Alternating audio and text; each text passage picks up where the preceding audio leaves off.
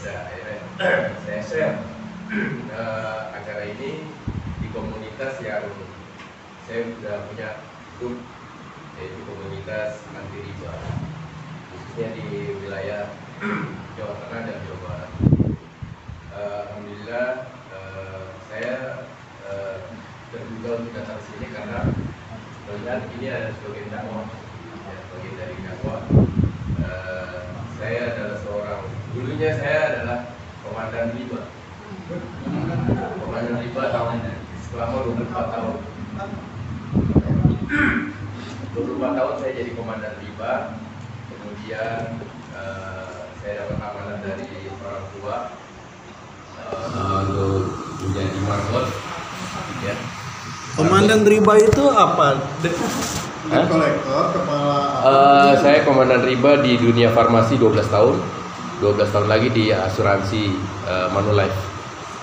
Saya terakhir adalah di Success Manager di salah satu perusahaan asing. Dan itu saya dapat hidayah 2015 tanggal 16 Oktober. Saya dapat hidayah, saya harus hengkang hijrah dari dunia riba ke dunia anti riba. Alhamdulillah doa saya terkabul, insya Allah. Selama ini doa saya, kalau ibu tadi doanya ya Allah bantu saya dengan usaha. Kalau saya doanya ya Allah pertemukanlah saya dengan orang-orang soleh. Alhamdulillah saya ketemu dengan bapak-bapak ibu sekalian ini, mudah-mudahan menjadi qadarullah Allah sehingga kita dapat bersinergi, berkolaborasi. Perkenalkan, nama saya adalah Solihin. Saya tinggal di Gaperi 2 sejak tahun 2000. Saya tinggal di situ. Dulu ini masih hutan bambu. Dulu ini belum dibangun. Iya. Saya tahun 2000 di sini. Solihin Rais ya? Solih, ya Rais. Oh, yang kerja pen ya? Ya, Rais itu adalah raja istilah. Jadi kalau misi pemimpin, Rois pemimpin, kalau Rais raja istilah. Jadi nanti mohon maaf kalau sedikit bahasa saya ada sedikit singkatan yang mungkin untuk menambah cara komunikasi yang bagus gitu. Iya. Jadi kalau saya di komunitas saya itu saya memang dipanggilnya Solihin. Tapi saya banyakan pakai istilah singkatan, ya. Jadi kalau tadi Ustadz bilang ada infak, ada sedekah, itu kalau buat saya ada singkatannya. Infak itu adalah investasi akhirat. Investasi Akhirat. Kalau sedekah itu karena kita ingin dekat dengan Allah, jadi singkatannya sedekah itu selalu dekat karena Allah. Jadi kalau ingin dekat sama Allah ya banyaklah sedekah. Ya itu. selalu dekat sama Allah. Nah, selalu dekat karena Allah. Dibikinin Pak Sudah. Nanti Pak. Nah, request tadi Japri. iya request nanti jam. Nah, tugas saya adalah sebagai marbot dari 2013. Ayah saya meninggal, saya ditugasin jadi marbot. Marbot itu istilahnya yang tukang masjid lah ya. Nah, marbot itu singkatan dari saya sendiri. Saya kalau pergi-pergi ditanya, tugas di mana Pak? Marbot. Jangan berkonotasi marbot itu pekerjaan yang hina, tapi pekerjaan yang bagus. Marbot itu singkatannya dari saya adalah mar itu mari, B-nya itu bantu, O orang tua. Mari bantu orang tua. Tapi karena saya bergerak di bidang anti riba, jadi saya ganti, mari bantu orang untuk taubat dari riba. Alhamdulillah saya diberi kepercayaan dan kasih amanah oleh orang tua untuk mengelola satu masjid di daerah Jawa Tengah, di Tegal. Dan alhamdulillah juga saya sudah mendirikan solusi dari teman-teman yang terkena riba. Di Tegal itu Kekar ya Pak? Kekar, terus Sepentra, MTR, HTR itu digabung di komunitas saya namanya Penggiat Anti Riba. Nah itu namanya Penggiat Anti Riba. Nah saya awalnya masuknya di pesantren bisnis Indonesia itu yang di Jogja, nah, PBI. Saya angkatan kelima. Dulu masih ada almarhum Ustadz siapa tuh yang meninggal. Nah itulah saya 3 hari di brainwash bagaimana supaya kita bebas dari riba. Karena saya sayang dengan almarhum ibu saya, akhirnya saya keluar dari pekerjaan saya. Karena riba itu kan ada 73 dosa ya Pak Ustadz ya. Minimal dosanya minimal itu berzina dengan ibu kandung saya sendiri kan. Akhirnya saya keluar. Dari perjalanan hijrah saya mendirikan bank infak. Itu solusi buat para UMKM yang mau minjam tanpa bunga, tanpa anggunan, saya mendirikan bank infak. Saya adalah mujahid dari masyarakat ekonomi syariah. Mujahid ya artinya yang mendirikan bank infak seluruh Indonesia. Saya mendirikan bank infak sudah ada 3. Pertama di Jawa Tengah, di Tegal, di Masjid Islamic Center Baitul Salam yang didirikan adalah bapak saya, orang tua saya. Kemudian yang kedua di Sleman, di Yogyakarta. Insya Allah tanggal 8-9 pengurus bank infak Jogja akan berkunjung ke tempat saya di Jogja, di Tegal. Jabodetabek ada? Jabodetabek mereka mendirikan cabang sendiri-sendiri Pak. Nah, yang ketiga saya mendirikan lagi di Trenggalek, Jawa Timur. Karena untuk di Jawa Barat ini sudah ada, di Bogor ada, di Bekasi ada, Tangerang ada, sudah ada. Jadi saya ekspansinya ke wilayah Jawa Tengah, Jawa Timur. Itu berdiri sendiri atau koordinasi? Berdiri sendiri, independen. Jadi semua dari akte notaris sampai aplikasinya, dari aplikasi keuangan semua itu kita berikan gratis tanpa bayaran sepeser pun. Masing-masing tuh kalau daerah itu. Iya. Nanti akte notarisnya itu kita berdiri di bawah Yayasan Gerakan Infak Dunia. Itu kita berikan SKP-nya selama 1 tahun. Nah, karena saya sudah mendirikan 3 bank infak, saya diangkat jadi ketua perwakilan bank infak seluruh Indonesia. Jadi kalau bapak-bapak ibu-ibu mau mendirikan bank infak, saya bantu. Nah, jadi kalau bapak ibu mau butuh modal, bagaimana cara mendirikan bank infak? Nah, kita nanti fundraisingnya saya kasih tahu caranya. Jujur saya kesini ini karena wah ini dekat-dekat rumah, dan itu saya bisa cepat ada kegiatan lagi di keluarga kan. Jadi kalau jauh mungkin saya bikin 2 kali. Karena waktunya saya sangat sempit sekali. Ya harus bagi-bagi waktu.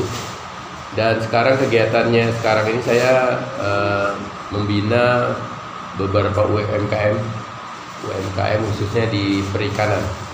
Kalau dulu saya dikerja di peri kiri, sebelah kiri, sekarang saya kembali lagi ke perikanan. Gitu. Ya istilahnya gitu supaya kita bisa ngerti. Nah di perikanan ini alhamdulillah di Kabupaten Bogor ini saya cukup dekat dengan para petinggi-petinggi di situ. Jadi UMKM kemarin udah saya share kalau mau sharing tentang anti riba datang ke sini gitu. Namun tadi ada alasan karena mau ke Bandung jadi nggak bisa. Nggak apa-apa. Yang penting sampaikanlah walaupun 1 ayat, gitu kan? Nah, alhamdulillah dengan adanya komunitas begini, mudah-mudahan nanti kita bisa berkolaborasi lagi lebih jauh bagaimana untuk bisnis syariah. Karena 2019 alhamdulillah juga saya udah diangkat jadi DPS, Dewan Pengawas Syariah, sertifikat MUI Pak. MUI itu memberikan sertifikat itu cukup mahal, ujiannya 3 hari, jadi 1 buku itu 3 hari, 2 semester harus selesai 3 hari. Dan ujiannya itu agak berat. Dari 70 peserta se-Kabupaten Bogor yang lulus hanya 35, yang lainnya gugur. Dan itu cukup berat memang ujiannya, karena saya bukan lulusan pesantren, saya hanya lulusan orang perikanan. Jadi kalau ditulis Arab gundul saya nggak ngerti, yang gondrongnya saya nggak ngerti artinya gitu. Gundul. Kadang-kadang orang-orang ini bisa lulus, ya bisa, karena cara belajar saya beda dengan cara belajar orang pesantren mungkin ya. Kalau cara belajar saya dengan berkelompok, kan ada akad-akad yang orang pesantren udah ngerti lah bahasa Arabnya, mudoroba, musyaroka, kan, murobahah. Nah, kalau saya mengistilahkan cara belajarnya gini, kalau kita bagi hasil dengan orang lain, itu kan bisa 60, 40, 30, 70. Apa yang disebut itu namanya bagi hasil? Bagi hasilnya namanya mudoroba. Kenapa mudoroba? Karena mudah diroba-roba. Iya. Nah, itu cara ngafalinya. Kemudian kalau bagaimana untuk kita kerjasama antara pemodal satu, pemodal dua, itu musyarakah, bermusyawarah untuk ya, kerjasama. Tapi kalau dia mau sendiri, mau serahkan namanya, bukan musyawarah. Nah itu akad-akad yang cara belajar saya begitu. Kemudian kalau akad jual beli, kenapa disebut kalau kita beli barang nih, beli barang, terus kita miliki, terus kita akad lagi dengan dengan orang lain, itu namanya akadnya murabahah. Kenapa? Karena barangnya murah. Kalau mahal bahar kan gitu. Itu cara ngafalnya begitu. Nah itu yang saya lakukan di Bank Infak. Bank Infak yang kita dirikan ini adalah bersifat komunitas. Jadi kalau ini komunitas mendirikan Bank Infak, itu sangat tepat sekali itu. Kita bisa bantu dengan peminjaman kord sebesar 500.000 tanpa bunga, tanpa anggunan, dan itu diberikan per orang, tapi diberikannya per kelompok. Jadi satu kelompok minimal 5 orang. Kalau 500.000 berarti 2,5 juta. Pengembaliannya 5 minggu sampai 50 minggu tanpa bunga, tanpa anggunan. Dan itu sifatnya tahun, tolong menolong. Nah, seperti itu. Jadi itu minimal 500.000, maksimal 5 juta. Syaratnya apa? Syaratnya cuma satu, ikut taklim seminggu sekali, top, dan di absen. Kalau sudah 4 kali ikut taklim, kalau kita sebut namanya, kalau nasabah di bank itu namanya nasabah ya. Kalau di Bank Infak namanya sahabat Bank Infak. Jadi sahabat Bank Infak itu ikut selama 4 kali taklim, baru kelimanya baru kita berikan kord pinjaman. Nah, intinya bukan masalah pinjamannya berapa, tapi kebersamaannya ini yang kita ambil. Karena di taklim itu kita akan brainwash bagaimana riba itu sangat bahaya buat kehidupan kita. Kenapa saya orientasinya ke Jawa Tengah dan Jawa Timur? Karena saya lihat di sana banyak UMKM yang terlibat dengan bangke, bank keliling, rentenir. Di sana di pasar-pasar ya, yang jadi debt collector dan penagih itu adalah orang Batak, orang Sumatera, bukan orang asli sana. Jadi dia lebih keras dibanding. Nah, setelah saya mendirikan itu banyak misalnya serangan ke saya gitu. Makanya maaf, di PP saya nggak pernah gambar selain gambar itu. Saya gambarnya bela diri karena memang saya pengajar bela diri di salah satu politeknik ahli sop kanan. Jadi kalau ada debt collector atau orang Batak yang menyerang saya ajak ketemu. Saya kasih tahu saya, mau berantem ya silakan, mau fisik boleh, mau kita siap. Karena itu udah resiko. Udah resiko kalau kita mendirikan Bank Infak itu udah resiko. Banyak teror-teror yang kadang malam, kadang teror. Gara-gara bapak saya nggak bisa buat makan keluarga. Kita ketemu, bapak ketemu di mana? Kita ngobrol. Kita nggak ngajak berantem, kita ngajak tausiah gitu. Jadi mohon maaf, memang kalau mau menuju surga agak susah, Ustaz. Kalau ke neraka aja gampang kan, surga mah agak susah. Jadi begitulah perjalanan untuk menuju surga. Alhamdulillah selama perjalanan hidup saya ini juga dibantu sama teman-teman yang satu giroh, satu semangat bahwa kita harus bebas dari riba. Di sini di Bogor ada namanya HTR, hijrah tanpa riba, ada MTR, masyarakat tanpa riba, ada Kekar, terus ada Xbank, ada Sari, Saf anti riba, ada lagi, wah banyak lah penggiat-penggiat anti riba yang notabene-nya pengurusnya saya kenal dan saya sering ketemu di setiap ada kajian-kajian gitu. Ya tadi benar, memang kalau misalnya kita mau bebas dari riba harus totalitas. Kalau nggak totalitas ya sudah, balik lagi ke laptop, itu lagi nggak akan itu. Makanya doanya adalah selalulah ketemu dengan orang soleh, karena kalau beda komunitas pasti balik lagi. Setan itu kan lebih banyak godanya di situ. Ini ada istilahnya Pak, Hah? Ada singkatannya itu. Wah, nanti banyak. Tungguin dulu. Catat aja nanti. Jadi di sini kalau misalnya kita bekerja karena Allah, lillahi ta'ala, lelah karena Allah, lelah karena lillah, insya Allah jalannya ada. Nah, saya sendiri jadi marbot tuh tidak digaji. Jadi Ini marbot benar istilah tadi atau ada masjidnya juga? alhamdulillah Bapak titik klik aja Masjid Islamic Center Baitus Salam Tegal. Itu wakaf dari almarhum bapak saya dan ibu saya. Jadi secara harfiah sama secara istilah marbot gitu. Marbot itu mari bantu orang tua. Karena orang tua yang kasih amanah gitu. Udah ngasih amanah seperti itu. Nah, memang waktu saya masih kerja, bapak saya bilang gini, nah kamu itu kan sudah jadi narasumber di mana-mana untuk UMKM, bantu anak muda sini buat usaha gitu. Saya bilang ibu saya masih belum cukup gitu loh. Bapak saya masih sehat waktu itu ngurusin masjid. Nah setelah bapak saya meninggal baru terasa bahwa saya harus terjun langsung di masjid itu. Alhamdulillah saya punya tim di sana, saya bikin tim untuk bergerak. Jadi saya hanya kontrol dari jarak jauh aja.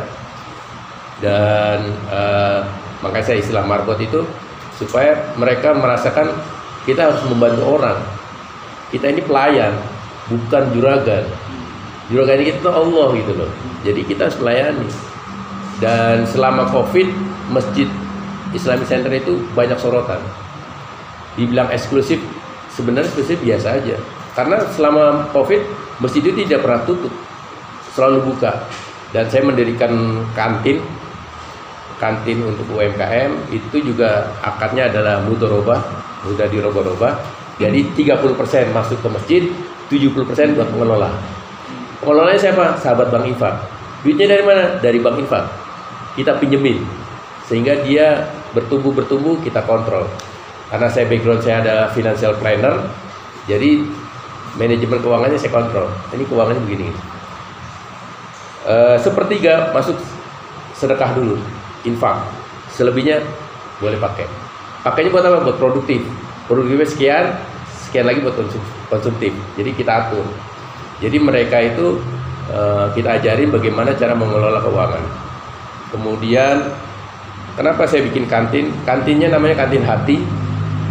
Hati itu singkatannya hanya Allah tujuan investasi kita. Jadi kalau dia makan di situ, jamaah makan di situ, 30% masuk ke masjid. Alhamdulillah berkah di situ. Dan alhamdulillah sudah didatangin nama Sandiaga Uno. Waktu itu belum jadi menteri, masih lepas dari wakil gubernur dan lepas dari calon wakil. Beliau datang, beliau kunjungan, dia melihat kantin hati. Ada singkatannya di bawah, hanya Allah tujuan investasi kita. Nah disitulah beliau kaget loh, banyak banget singkatannya gitu. Terus saya bikin juga komunitas untuk sahabat Bengkak untuk kambing susah untuk Idul Kurban tuh. Dari dia sedikit, dari waktu itu cuma 3, 9, 12, sekarang udah 30.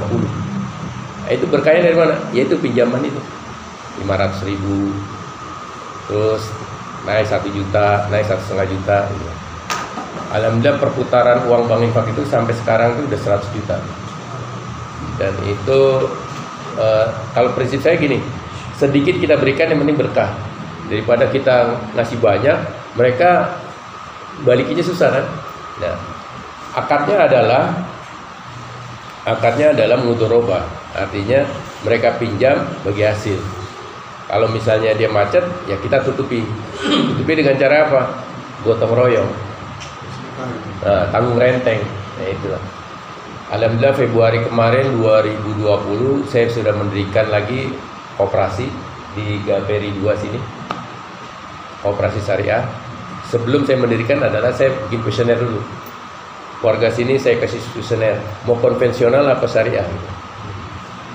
Alhamdulillah warga sini BDB 2 mau yang syariah. Akhirnya kalau syariah kuncinya cuma satu, harus ada DPS. Saya maju jadi DPS. Alhamdulillah sekarang udah berjalan. Besok tanggal 20 Februari RAT pertama RAT.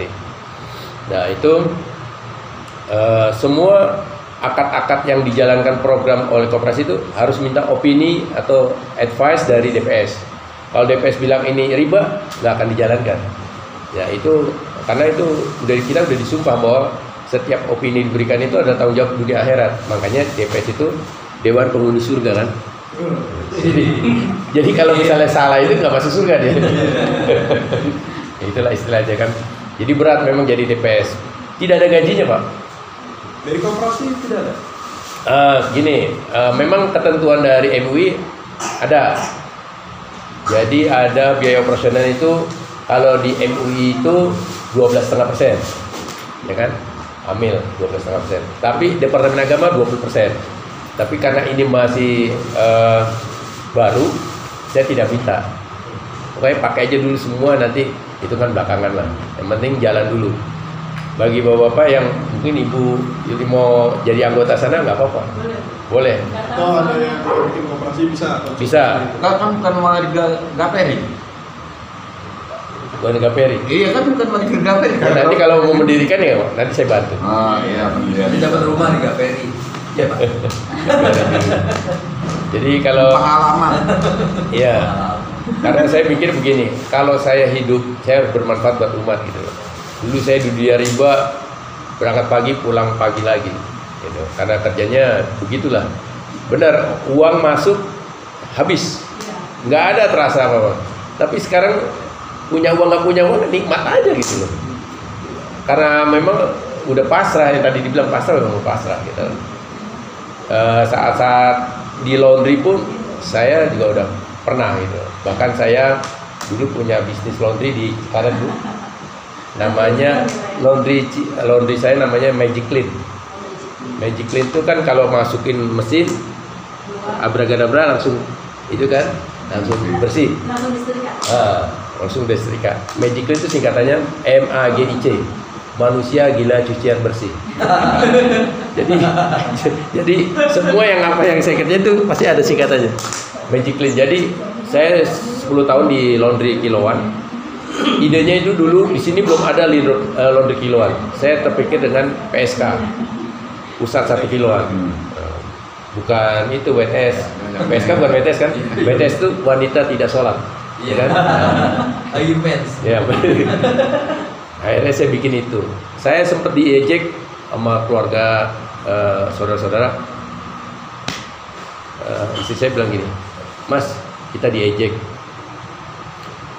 Udah enak jadi manajer, malah bisnis pembantu. Digituin saya bilang. Justru itu memacu saya bahwa saya harus maju gitu. Saya bilang, kasih waktu saya 2 tahun, saya nggak akan silaturahmi dengan keluarga saya. Selama 2 tahun saya jadi ya nyuci, nyetrika sendiri. Tapi saya tahu, pelajari, kalau sekian kilo deterjen, saya dapat baju sekian kilo. Jadi saya kalau lihat baju ini 7.500 ya. Udah ketahuan nih.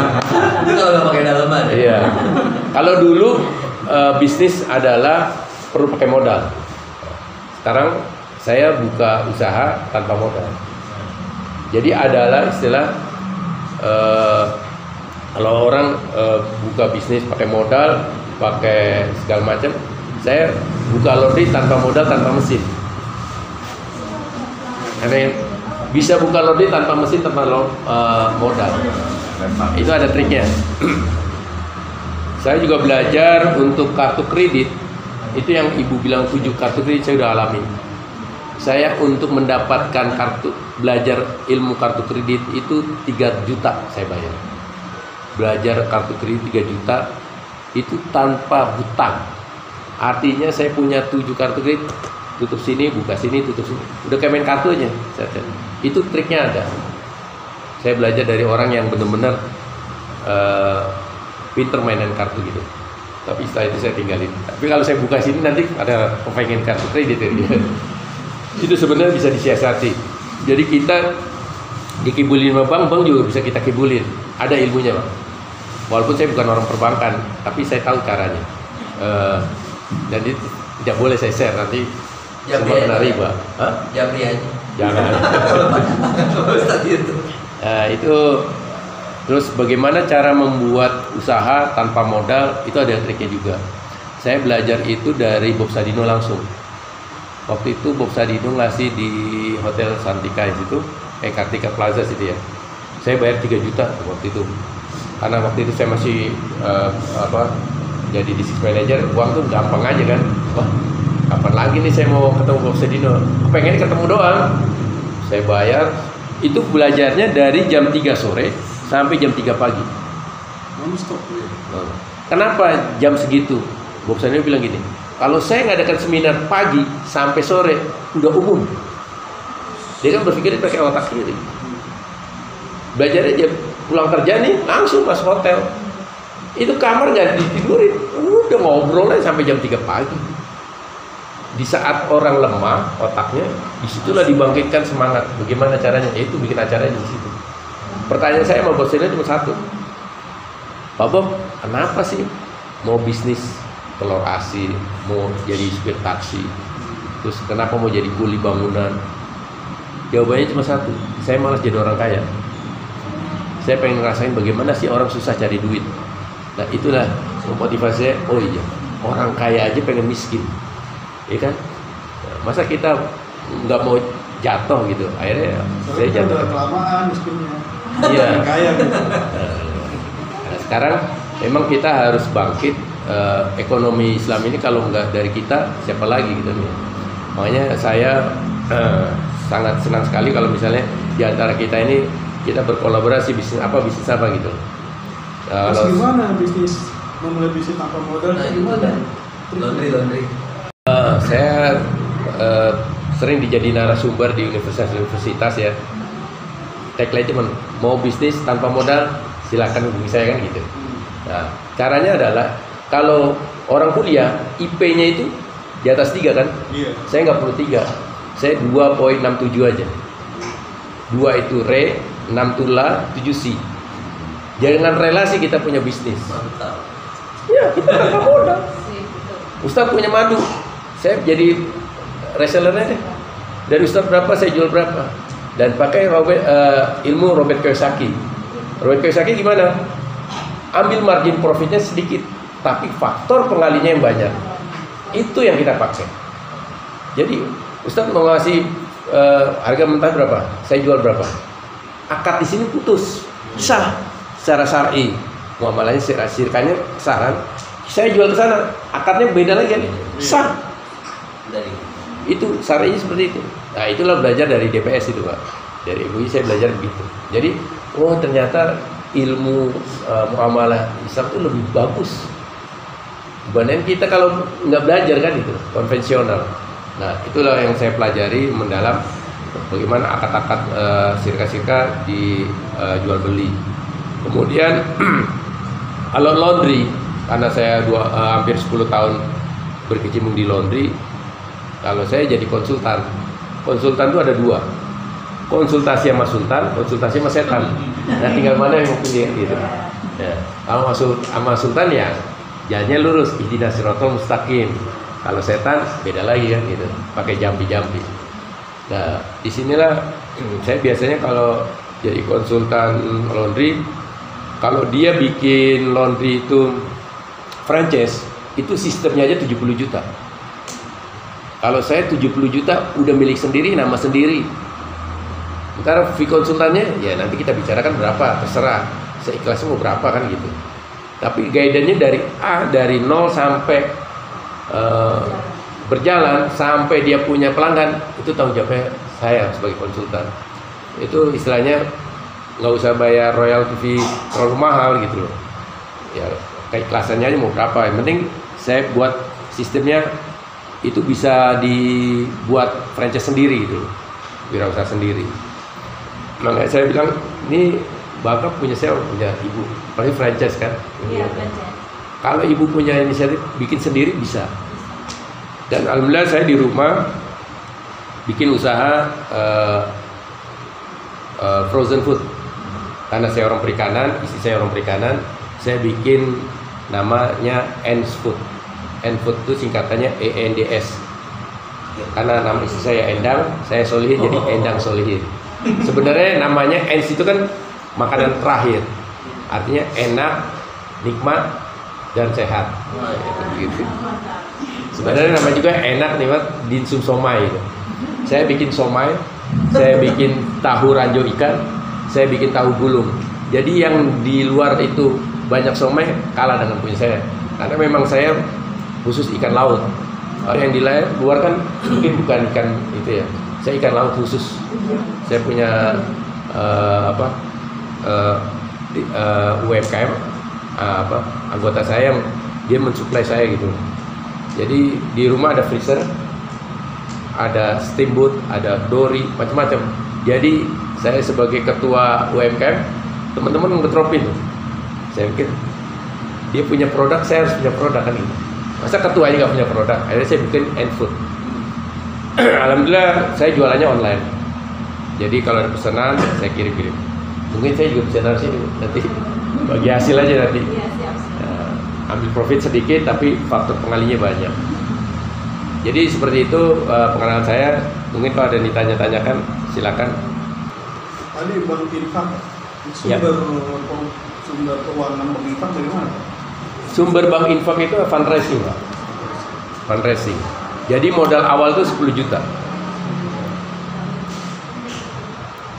Jadi kita kalau mau bikin Bank Infak itu sudah bisa pakai nama yayasan Bapak? Bisa. Oh, iya. Jadi Yayasan Gerakan Infak Dunia itu membawai semua cabang-cabang infak. Jadi yang membuat itulah masyarakat ekonomi syariah. Pembinanya adalah Pak Sandiaga Uno. Saya pernah ngomong sama Pak Sandiaga Uno, sama CEO-nya Pak Reza, Bank Infak ini jangan ikonnya Pak Sandiaga Uno. Jadi ikonlah dibuat tokoh masyarakat setempat. Karena ini nanti kalau berkaitan dengan politik habis. Saya nggak mau. Jadi setiap kalau saya sosialisasi, saya udah bilang ini Yayasan Gerakan Infak Dunia. Gitu. Jadi semua bisa memiliki, siapapun bisa. Tapi tentunya dengan ketentuan yang ada. Kenapa minimal 10 juta? Karena akan membantu 5 kalau 2,5 juta berarti 4 kelompok. Oh, 10 juta itu modal awal untuk digulirkan? Ya, digulirkan, untuk dikorkan. Gitu. Alhamdulillah kemarin tahun 2019 ya, saya lupa. Itu saya dapat bantuan 10 juta dari Sandiaga Uno karena pola manajemennya bagus, sangat baik. Karena itu baru berdiri setahun langsung naik gitu, itunya peminjamannya, pengembaliannya bagus gitu. Nah itulah kuncinya adalah di pengurus 3. Ada dewan pembina 3 orang, dewan pengawas 3 orang, dewan pengelola 3 orang, itu 9. Dengan 9 orang inilah yang nanti akan membuat ramuan sistemnya seperti apa. Tapi SOP-nya dari kita, gitu.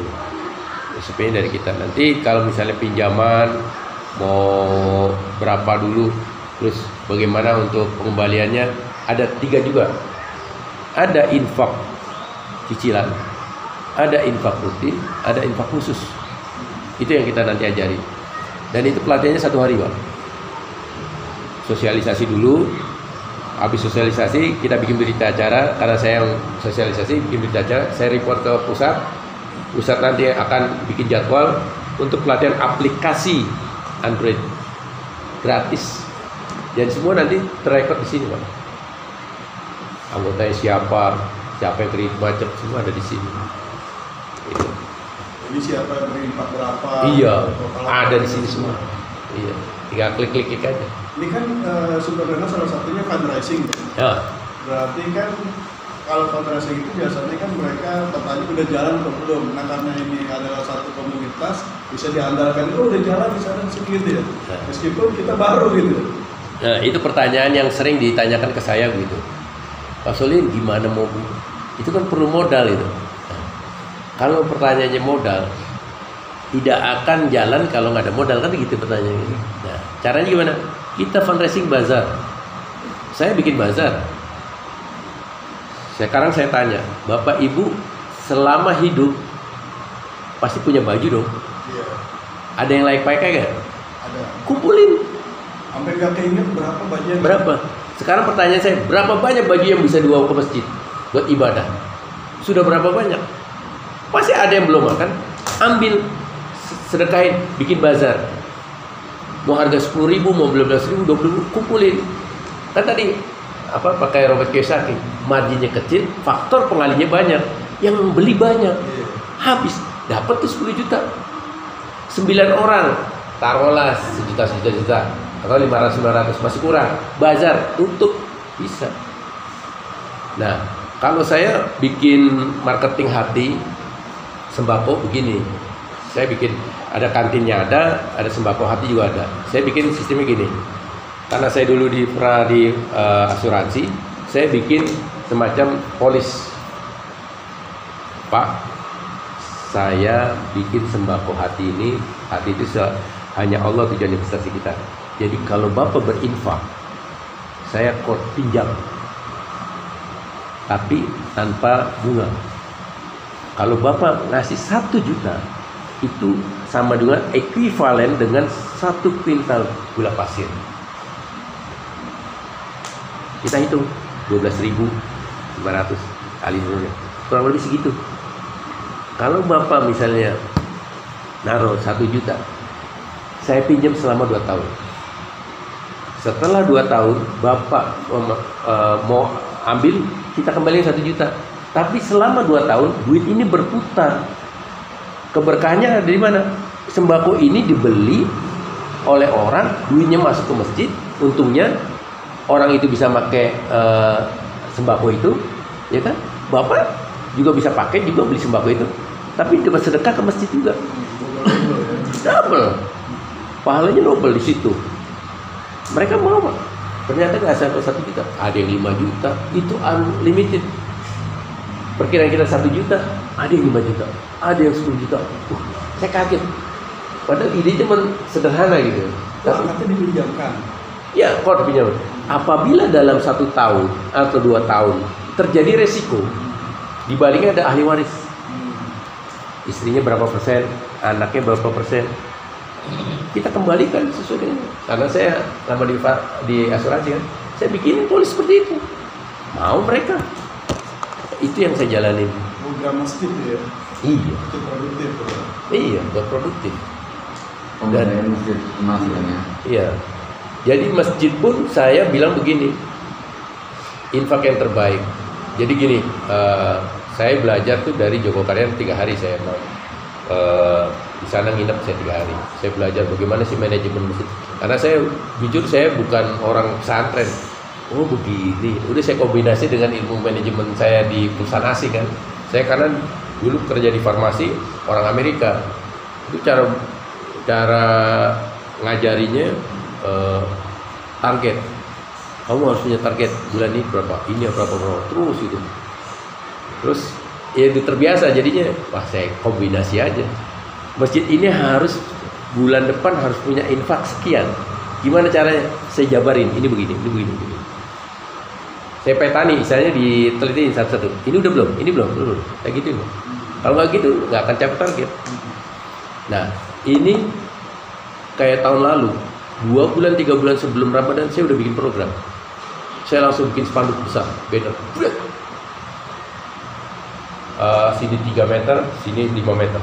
2 day, saya pampang di depan masjid. Alhamdulillah, orang baca itu masuk.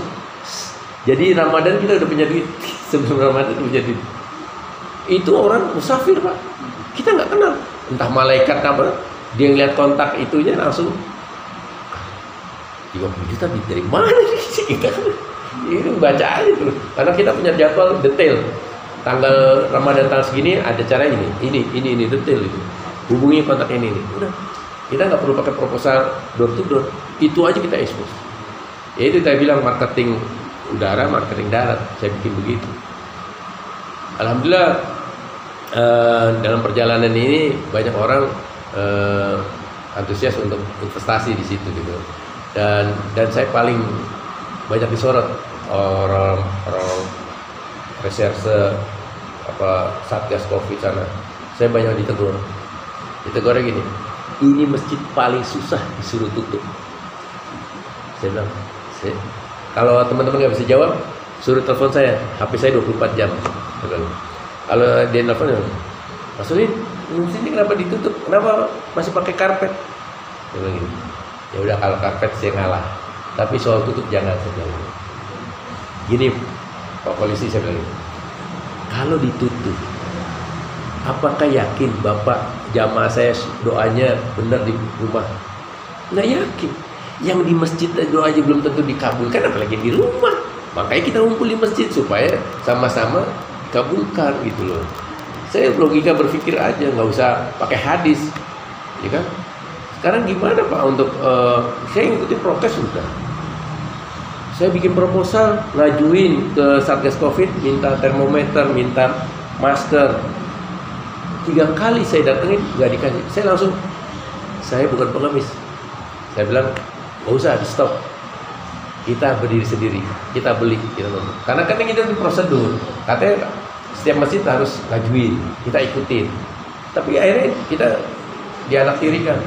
Tapi masjid-masjid lain yang tidak, notabene satu partai dengan bupati, tanpa proposal dikasih. Saya kan jadi, begini nih, udah stop. Kita punya jadi diri sendiri. Akhirnya kita jalan, makanya kita banyak disorot. Waktu almarhum siapa Ustadz siapa yang meninggal tuh, yang kayak orang Arab, siapa? Ali Jabir. Itu yang hadir berapa Pak? 3.000 orang Pak. Di masjid sampai trotoar itu penuh. Itu malam dari Isya sampai jam 11 malam. Itu dari parkir aja Pak, saya nggak pakai tiket, hanya naruh kotak infak doang. Itu dapat 3 juta Pak, satu malam. Parkir tok, belum yang di dalam infak.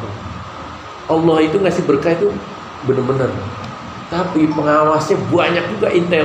Ada yang nyamar jadi tukang bakso, pakai HT. Saya dicolek, Mas Ulin, itu intel. Biarin aja biar dia dapat hidayah. Saya pasang layar tuh 3, kiri kanan satu, tengah 1. Ali Jabir mau masuk tuh saya bikin ada pasukan bela dirinya. Jadi dia pakai sarung, cuman dia udah punya bela diri, pegangin semua, pengaman. Saya bilang nggak ada yang foto-fotoan. Ali Jabir masuk dari mobil sampai masjid kita kawal, aman. Sampai segitunya, polisi nggak ada Pak yang bantuin. Malah dia mencurigai ada apa ini, karena yang datang itu kebanyakan salafi. Lebih banyak pakai jenggot, pakai celana. Saya mah namanya Islamic Center ya bebas, mau yang NU Muhammadiyah itu masuk aja nggak apa-apa. Yang penting kan tujuannya Allah kan. Nah, itulah jadi semua jadi sorotan. Alhamdulillah selama ini kita memang sedikit ditakuti gitu, karena kita keras kalau berprinsip itu. Tapi kita tidak mau boleh, kita punya aturan politik tidak boleh masuk di masjid. Gitu. Kalau di luar masjid boleh lah. Kalau mau politik masjid nanti kita kena. Gitu. Balik lagi Pak, Ya. kamu infak nih. Ya. Tadi kan dana awal 10 juta, terus kan dana harus masuk terus kan, setiap bulan harus masuk karena itu kan yang 10 juta kita bergulir terus. Ya. Kalau dana tinggal nambah kan, gimana juga itu? Itu dari mana tuh Pak? Harus dananya? Al-Baqarah 261. 261. Apabila kita sedekah, ya, satu butir ada 7 tangkai. 7 tangkai ada 100. Itu yang kita pakai. Jadi artinya gini, saya ngadakan seminggu sekali taklim, bahkan seminggu sekarang 2 kali, Sabtu dan Minggu. Itu taklim itu dihadiri baik sahabat Bang Infak maupun jamaah lain. Dengan infak keliling itu udah dapat income. Satu. Kemudian supaya menambah lagi jamaah datang, saya bikin makan gratis.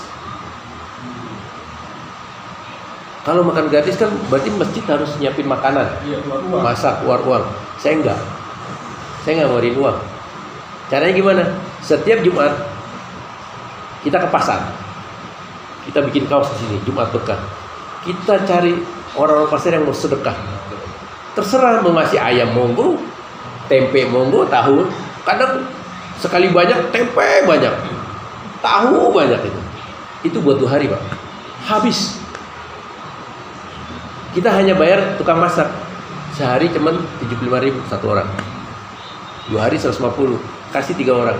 Udah kita itu bayar doang. Duitnya di mana? Dari infak itu. Makan sekenyangnya. Kita makan banyak Pak, nasi bungkus banyak. Kita bikin tuh sampai 100 bungkus. Bikin. Nah, dari jamaah udah kuliah subuh dapat makan, yang ngasih sedekah di pasar kita kasih lagi, kita bagi. Ini loh Bu, yang makanan yang sudah jadi. Enak ini. Semakin banyak. Dulu cuma 20 pedagang yang bersedekah setiap Jumat. Sekarang udah hampir 50 lebih. Sampai sekarang udah 80 ke 100. Caranya gimana? Tim saya buatin kaos. Begitu dia jalan di pasar, jebret. Rentennya tuh, ini apa sih, pasukan apa gitu loh. Sini Bang Infak, Jumat Berkah. Jadi mereka kedernya di situ. Saya nggak perlu pakai tenaga berantem, udah itu aja show. Jadi masuk pelosok sana, masuk gang sini, masuk di pasar itu, tim saya udah muter-muter, udah kenal.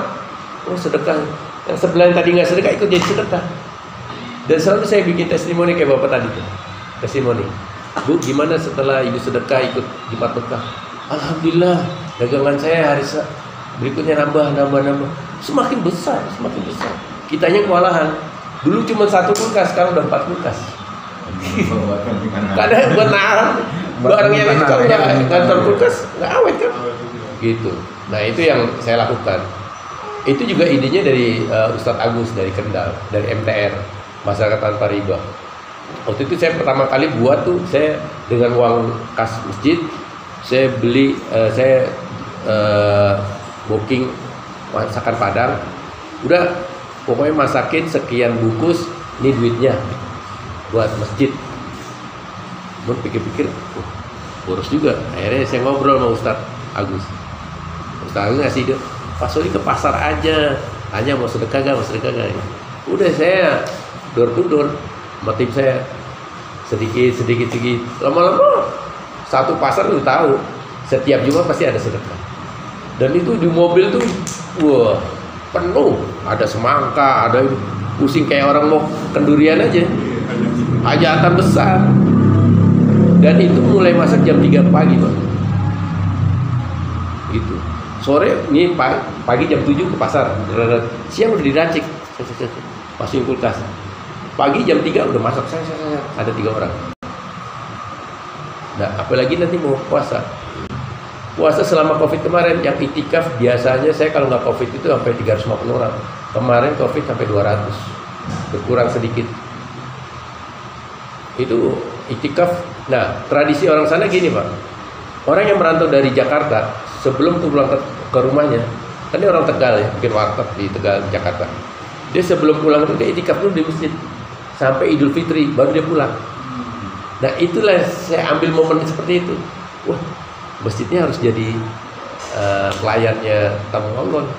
Saya bikin itikaf.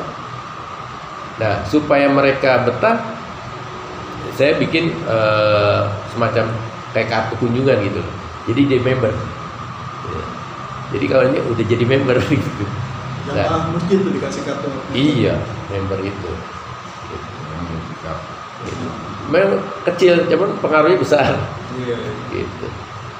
Ya itulah saya belajar dari teman-teman yang sharing, oh begini. Nah, Bank Infak ini berbasis masjid juga atau umum? Bank Infak ini bisa berdirikan di rumah, musola, masjid, kantor, bebas. Bebas. Mau pakai pelang, monggo. Dan itu resmi, dan itu legal. Nggak usah khawatir. Dan itu free of charge. Jadi kalau Ustadz mau sosialisasi Bank Infak, Pak Solid, saya siap datang. Karena itu bagian dari dakwah saya gitu. Yang ikut sosialisasi 500.000 per orang ya. Modal. Iya Pak ya? Modal. Ayo yang mau ditanya silakan tuh, kesempatan nih. Pak Solid, beliau kemana-mana, sobat pas di acara kita beliau hadir ya. Saya jarum super Pak. Apa itu jarum super? Jarang di rumah suka presentasi. Bukan jarang di rumah suka perempuan, enggak. Tadi Pak Budi mau nanya apa? Iya itu sih ada yang bisnis. Tapi nggak pakai modal. Kalau suka laki-laki deh. Ya iya.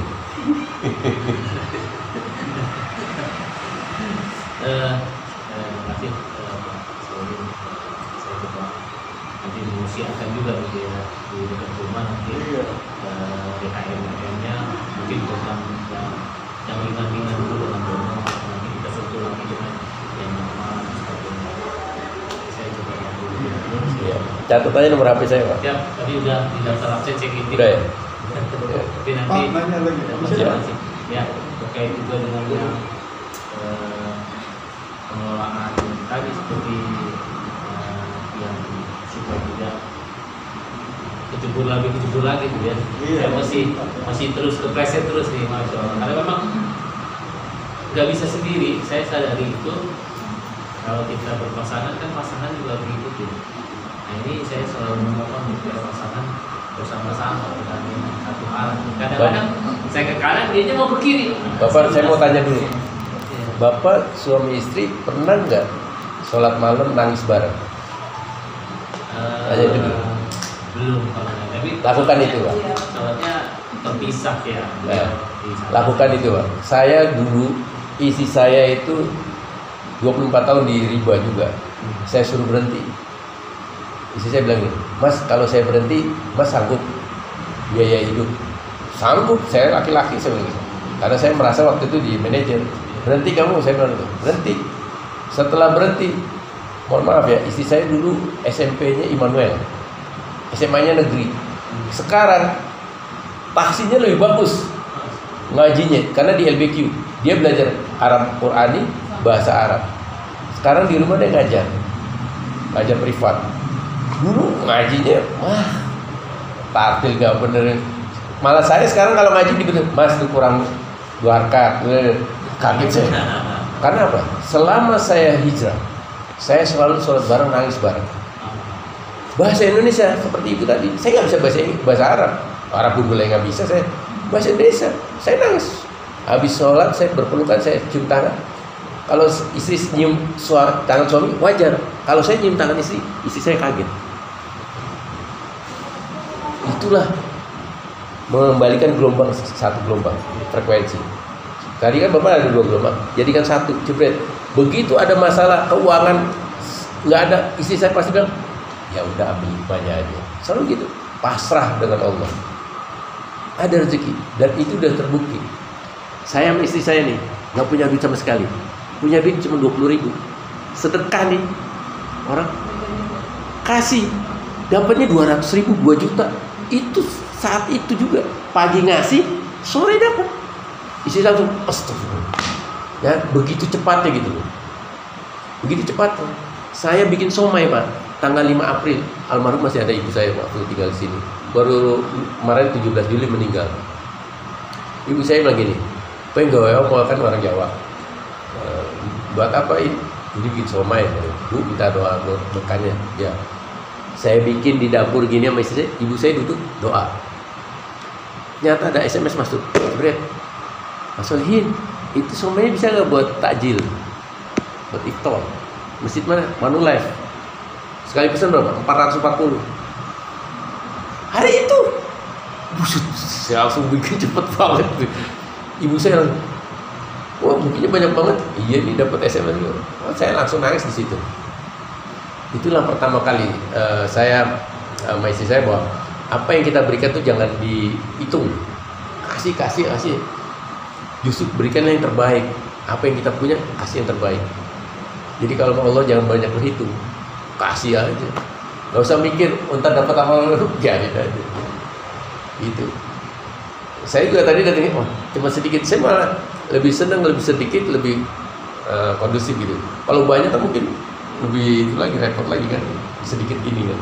Apa nanti ini yang jadi pion-pion gitu. Nah nanti kita inventarisir, Bapak punya produk apa, nanti kita ngelingkan gitu. Yaitu bisnis tanpa modal 267 itu. Bisnis saya perikanan. Kalau butuh patin, bukan ikan dori. Kalau dori bahasa Vietnamnya, patin bahasa Indonesia. Kalau ikan frozen, saya bisa mensuplai. Harganya harga UMKM. Bapak bisa jual harga pembeli bisa. Gitu. Patin segar. Mau patin segar, mau patin filet, apa aja Bapak minta, saya ada. Palu gak ada, apa lu mau gua ada. Gitu. Barangnya diambil tuh, Biasa kirim, oke lah. Kalau harga itu ada ongkir, kan jarak ongkir tergantung berat dan volume kan. Semua kembali pada itu. Pokoknya Pak, kalau sama istri itu kalau udah beda frekuensi, jadikan satu. Setiap malam sholat malam nangis bareng, jadi plong. Jadi tobat ribanya harus bareng-bareng ya. Iya. Istri. Tobat riba. Tidak bisa bertepuk sebelah. Nggak bisa. Yang Karena saya kita- masih rasakan gitu ya. Iya. Saya berusaha. Kalau bapak jadi Superman, istri bapak Superwoman, nggak bisa jadi super team. Kita harus bikin super team. Gitu. Saya bilang aja, dulu kita itu pemain riba. Apa yang kamu mau, saya kasih. Kartu kredit, mau jadi careful bro, seret, mau beli, seret. Sekarang nggak ada cerita, Harapan. potong semua. Mohon maaf, saya 24 tahun di asuransi, polis pun tidak punya, BPJS pun tidak punya. Saya 3 kali ngajuin ke BPJS, kendalanya banyak. Pertama, satu, berkasnya hilang. Yang kedua, saya udah bawa berkas, ngantri panjang, saya bosen, saya pulang. Yang ketiga, saya kecelakaan. Bawa berkas tuh, saya ketabrakan. Berkas hilang. Itu menandakan bahwa saya tidak diikhlaskan untuk BPJS. Nah, ente dulu di seat manager menulis, sekarang mau jadi BPJS ngapain? Sekarang mohon maaf, saya kalau punya sakit, saya cuma pakai Panadol, paracetamol kan. Jadi saya nggak perlu BPJS, karena BPJS itu kan bapak jangan sakit kan, singkatannya gitu. Jadi saya udah prediksi BPJS di awal murah, nanti yang akan datang akan mahal. Karena ya saya dari agent, supervisor, bikin aturan ini gimana caranya supaya jualan asuransi, saya kan tahu. Caranya gimana? Selagi saya jualannya pakai kaca, Pak. Saya kasih, Bapak kalau sebagai agen asuransi bawa kaca. Kalau masih ada embunnya masih bisa diprospek. Tapi kalau udah nggak ada embunnya nggak bisa diprospek. Itu aja. Tapi kan sistem kalau BPJS. Iya, sistem yang dibuat pemerintah. Kita harus mengikuti ketentuan. Karena apa berpikirnya, Pak? Kalau udah punya BPJS mengharapkan sakit. Tapi kalau saya nggak punya BPJS berharapan saya sehat supaya tidak kena BPJS. Logikanya kan berpikir, tadi kartu kredit Bapak punya satu. Gue jaga-jaga nanti. Udah berpikirnya sini terus sama dengan BPJS. Kan logika berpikir begitu. Kita balik lagi Pak. Ya, siap. Infak. Kalau gagal macet bagaimana mengatasi itu? Nah, bagaimana kalau misalnya sahabat Bang Infak macet bayarnya? Yang jadi momok kan gitu. Akhirnya program berhenti kan, ada macet semua, uang habis gitu kan. Ya, hadir doang ya Pak ya. Pernyataan dari awal, Pak. Akad di awal, akadnya adalah qard pinjaman karena Allah, bukan karena Bukan singkatan. Saya singkatan. qard itu adalah pinjaman karena Allah. Jadi gini, nanti saya kasih tahu caranya. Di situ lembarannya ada kalimat, hadisnya ada, dalilnya ada. Di situ saya meminjam. Yang tanda tangan itu semua, ketuanya, anggotanya. Di situ ditulis harus serempak. Misalnya mau 5 minggu, seminggunya 20.000 semua, seragam. Nah, apabila macet, itu tanggung jawab, bukan tanggung jawab pengurus, tanggung jawab ketua dan pemimpin sama Allah, karena akadnya sudah jelas di situ. Akibatnya gimana? Mereka akan macet, bisnisnya akan macet. Itu udah kejadian, Pak. Supaya nggak macet, taubat nasuha. Taubat nasuha gimana? Ya udah, tanggung renteng. Saya 20.000 macet seminggu. Kita kumpulin deh, bantu dia 20.000. Itu satu. Kedua, misalnya nggak bisa diatasi, baru si ketuanya ngomong sama pengurus, Pak, kita nggak mampu, udah tertunggak sekian bulan. Nah, baru kita bantu. Ada dana CSR. Kan di situ ada dana dari pengelolaan keuangan, aplikasinya ada dana CSR cadangan. Kita tutup. Tapi bukan berarti nutup ini lunas, tidak. Dia tetap langsung. Nah, dampaknya apa? Kelompok ini tidak akan naik kelas sebelum ini lunas. Karena setiap lunas, misalnya 5 minggu selesai, itu dia akan naik kelas jadi 1 juta per orang. Kalau ini lunas lagi, naik lagi jadi 1,5 juta. Atau dua pinjamannya. Iya, jadi ini keguyuban mereka inilah yang dipertanyakan gitu. Tanggung renteng. Saya gitu. Ini macet. Nah, sebelum macet kelamaan, saya cut dulu. Saya stop. Kamu beresin dulu kelompok kamu sampai beres, baru nanti kita lanjut. Di hold, stop. Tapi kita ngasih bantuan, nggak ngasih bantuan. Ini saya bayarin, nggak gitu, nggak. Itu intern kita. Nah, kita stopin. Kalau mungkin ini stop dulu. Kita ngomong nih bertiga nih. Saya, bendahara, sama sekretaris. Ada dana cadangan nggak? Ada Pak. Supaya nama baik kita di pusat, ya, di aplikasi ini nih HP, tutup dulu, jepret, tutup. Tapi kita ngomong sama kelompok, tetap bayar, karena itu kewajiban. Karena ini udah titipan dari orang berinfak.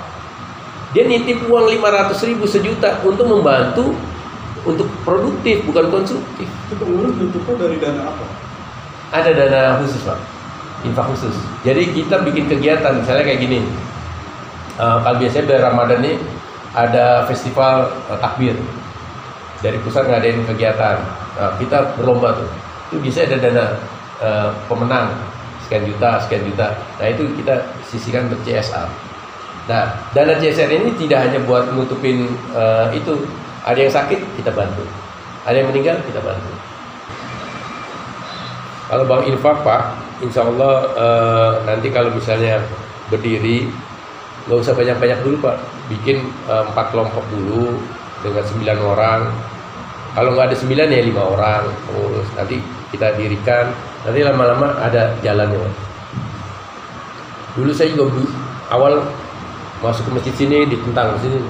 Dia bilang gini, Pak Solin, itu mau bikin Bank Infak, Pak Sandiaga Uno mau ngasih duit berapa ke kita? Nah, saya langsung bilang gini, Pak, salah cara berpikir begitu. Orang kaya itu justru kita kasih uang, jangan kita minta uang dari dia. Gimana caranya? Nah, itu caranya katakan. Caranya gini, saya itu diri dulu Bank Infak, kita tunjukin kerja kita dulu kan. Mereka kan lihat. Dan itu pertama kali Zoom, dulu belum ada COVID. Saya mendirikan itu Februari 2019. Itu Sandiaga Uno lagi di Amerika. Dadakan dia pergi ke Amerika. Seharusnya dia datang ke tempat masjid saya. Akhirnya saya pakai Zoom. Saya bayar 1,5 juta pakai Zoom. Dulu pertama kali tuh. Zoom, orang kaget tuh, bisa ya. Dari situ itu nggak ada modal Pak, tanpa modal.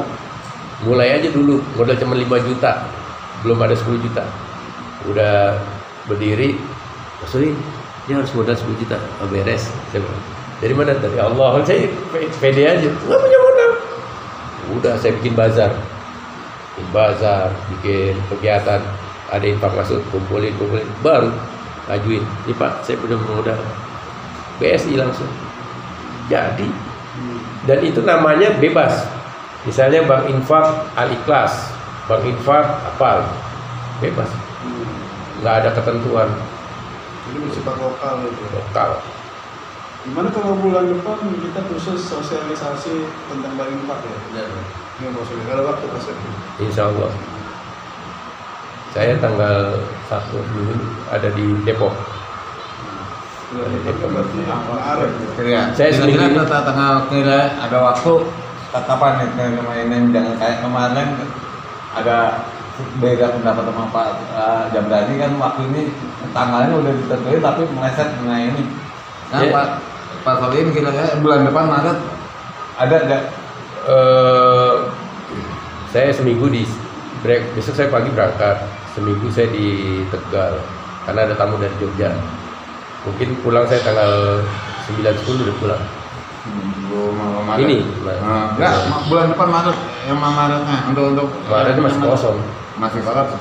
Tanggal. Nah. Biasanya kita minggu pertama ya atau minggu kedua. Ya boleh. Ya SMS aja kan. Kalau saran saya mendirikan Bank Infak tidak kemudian misal Bapak ini di mana boleh, itu nggak apa-apa.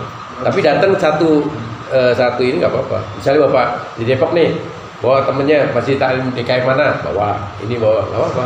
Di luar komunitas nggak apa-apa. Iya. Jadi kita sosialisasi untuk Umum. dari berbagai komunitas silakan datang. Di Cakung, Depok. Bikin masing-masing nggak ada masalah. Nggak masalah. Iya. Untuk lebih detail Bang Infak itu ya, Iya. nanti di tempat tinggalnya untuk Ya, ini. bikin. Iya. Khususnya untuk yang aktivis ya, aktivis di masjid atau mungkin bukan pengurus, dia sholat di situ, pokoknya ini dalam mengapain itu yang bisa membawa. Silakan aja nanti bikin jadwal, nanti saya luangkan waktu. Memang Bang Infak itu mau nggak mau ya diperlukan. Iya. Jadi Kalau masing-masing bisa buat di sendiri. Itu memang bagusnya komunitas itu lokal yang dia rumah berdekatan, kerja berdekatan, atau anggotanya dari mana ke mana gitu. Seperti ini kan rumahnya jauh-jauh nih. ya makanya sebaiknya memang yang terdekat, karena kita komunitas ini kita tahu, oh bapak itu anaknya 2, oh pekerjaannya itu gitu. Jadi kelompoknya itu aja gitu. Jadi kita tahu aktivitas sehari-hari. Kan kita nyari saudara kan. Iya. Nah, tahu. Harapan kita mereka jadi sahabat Bang Infak minjam, dia nanti jadi infak, bukan jadi peminjam lagi, jadi investor. Nah, sekarang kreativitas kita, Bang Infak ini mau bikin apa? Kalau saya bikin kegiatan gini, setiap ada kegiatan masjid, sahabat Bang Infak saya undang semua. Selain Anda berinfak finansial, fisik, pikiran, ikut di masjid. Jadi dekatan terus sama masjid gitu loh. Dan saya wajibkan. Kalau nggak wajib saya nggak pinjemin duitnya gitu aja gitu. Akhirnya kan takut. Pak Solin ngancamnya gitu. Iya. Masjid ini punya siapa? Bukan punya saya. Ini punya kalian semua ini. Kita ini pelayan. Saya bilang gitu. Saya selalu bilang gitu.